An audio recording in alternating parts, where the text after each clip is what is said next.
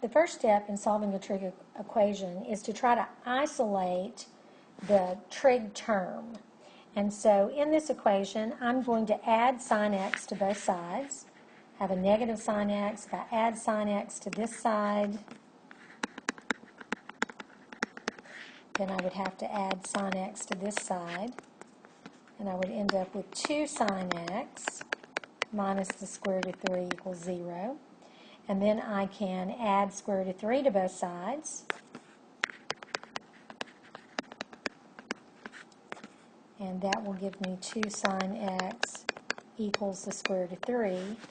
And then I can divide both sides by 2. And I end up with sine x equals the square root of 3 over 2.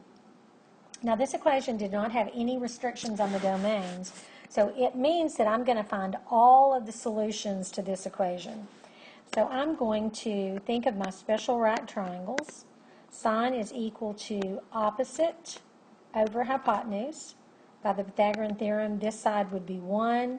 And so the triangle that this matches up with, again, is theta is equal to 60 degrees, which in radians is pi over 3. Sine is positive in the first quadrant, and it's positive in the second quadrant. We're going back and using our sine chart from the last chapter. And so in the first quadrant, the answer is what we come up with. It's pi over 3.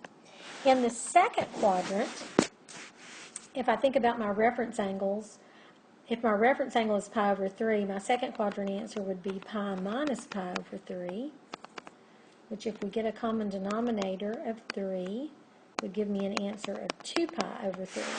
So if the problem had asked us to find the solutions in between 0 and 2 pi, the answers would be pi over 3 and 2 pi over 3. Since we weren't restricted to that, all the solutions would be pi over 3 plus 2n pi and 2 pi over 3 plus 2n pi. And that's writing all the angles that are coterminal to pi over 3 and 2 pi over 3. And of course, this is where n is an integer.